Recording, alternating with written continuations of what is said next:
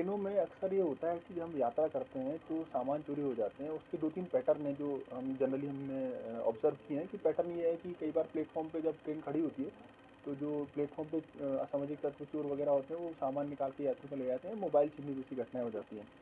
जब वो आइडेंटिफ़ाई करना फिर भी आसान इसलिए होता है क्योंकि प्लेटफ़ॉर्म पूरी तरह से कैमरे से सुसज्जित है, तो जनरली वो पकड़े जाते हैं, इसलिए इतनी बड़ी घटनाएँ लगातार नहीं होती हैं और रेयरली हैं।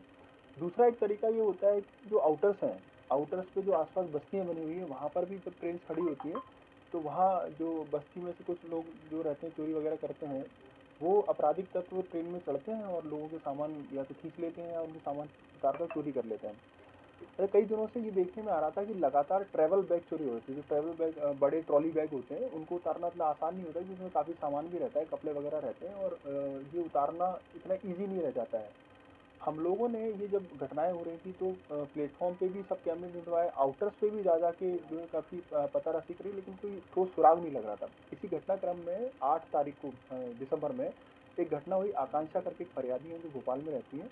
जब वो सूरत से भोपाल लौट रही थी सोमनाथ एक्सप्रेस से, तो आउटर पर ही जब ट्रेन पहुँचती है और कई सारे यात्री गलती करते हैं कि वो गेट खुला होता है और अपने सामान गेट पे रख लेते हैं। तो उन्होंने भी अपना जो ट्रॉली बैग था बड़ा वाला वो गेट पे रखा और बाकी सामान लेने अंदर चली गईं।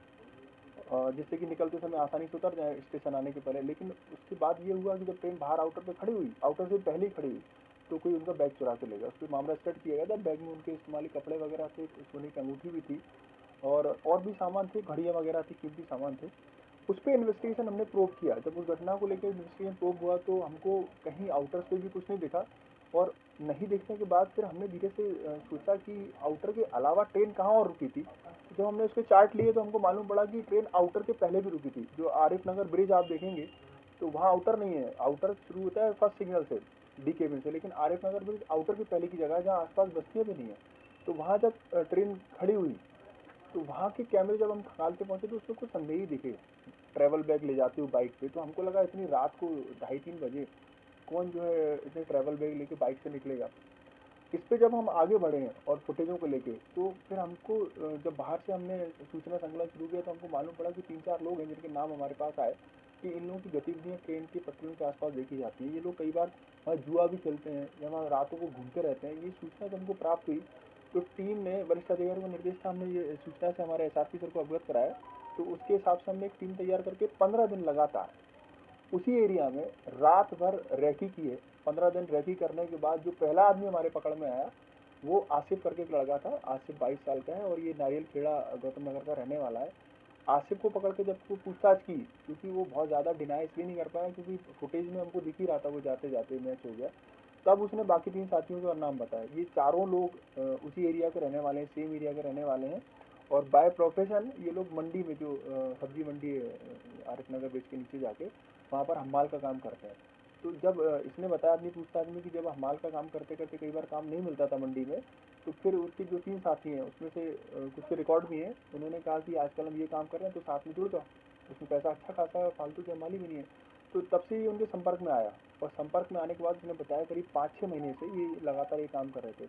ये करते ये थे कि इनको मालूम था कि कौन, इन्होंने ट्रेन चिन्हित कर रखी थी कि कौन सी ट्रेन है जो आउटर के पहले भी रुकती हैं।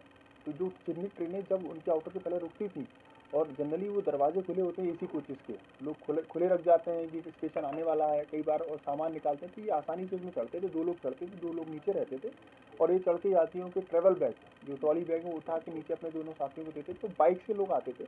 एक बाइक भी हमने बरामद करी है जिसका उपयोग घटना में हुआ है। अभी दूसरी बाइक और रह गई और 3 जो आरोपी उसके फरार हैं, नामजद हो गए हैं वो। और ये जो आरोपी था इसने फिर जो सामान इसके हिस्से में आया जितना जाके, तो काफ़ी सारा सामान था। 8 लैपटॉप थे उसमें, 6 लैपटॉप थे, 8 करीब मोबाइल हैं, ट्रैवल बैग हैं कई सारे। ये सारे के सारा सामान इसके पास से जब्त हुआ है। इसको रिमांड पे भी लिया था। अभी जितना भी सामान जब्त हुआ है इसके अलावा भी ढेर सारा सामान जब्त होना है, लेकिन सबसे बड़ा काम जो है वो उन सामान को चिन्हित करना है कि वो किस किस जगह पर ये मामले रजिस्टर्ड हुए हैं। जिसमें से अभी की स्थिति में जो मामले सामने आए हैं वो हमारे पास भोपाल के 4 मामले करीब सामने आए हैं। विदिशा का है मामला, इटारसी का मामला है। और जैसे जैसे हम उसको आगे और बढ़ाते जा रहे हैं कि कौन सी चोरियाँ हुई एफआईआर निकाली जा रही हैं, सामान तो जब्त कर लिया, उसके हिसाब से अभी और भी मामलों का इसमें खुलासा होगा। साथ ही जब 3 साथी और उसमें मिलेंगे जो नामजद, उसमें लगातार टीम लगी हुई है साइबर की हेल्प से भी, तो बाकी जो सामान गया होगा एफआईआर में उसको भी वो भी मिलने की पूरी संभावना है, मिलेगा जो भी सामान गया हुआ है। तो ये एक मायने में एक बड़ी ब्रेक थ्रू सफलता इसलिए भी है क्योंकि जनरली अगर कोई चोरी ऐसी होती है कि सिंगल होती है और उसमें अगर हम उसको पकड़ भी लेते हैं तो उसका इम्पैक्ट उतना ज़्यादा नहीं आता। लेकिन ये इस तरह से चोरी है कि इन लोग चारों लोगों ने गैंग बना के चोरी करते थे, काफ़ी टाइम से करे आ रहे थे। तो एक तो जो पुलिस ने इसको पकड़ा है, फर्स्ट टाइम जीआरपी ने इसको पकड़ा हुआ है एक चोर को, तो वो घटनाएं एकदम से रुक गई हैं। अब अभी हम देख रहे हैं कि जो क्राइम के पैटर्न है उसमें जो घटनाएं लगातार इस तरह की चल रही थी वो एकदम से सीज हो गई हैं, क्योंकि ये गैंग सक्रिय था। हमको समझ में आ गया कि इसके बाद कोई अभी गैंग ऐसा नहीं था जो ये काम कर रहा था, तो इसका जो इम्पैक्ट आया है वो अच्छा आया हुआ है। हमसे जुड़े रहने के लिए हमारे YouTube चैनल को सब्सक्राइब करें और नई वीडियो की नोटिफिकेशन के लिए बेल आइकॉन को दबाएं। अगर आप ये वीडियो Facebook पर देख रहे हैं तो लाइक जरूर करें और ज्यादा से ज्यादा शेयर करें। धन्यवाद।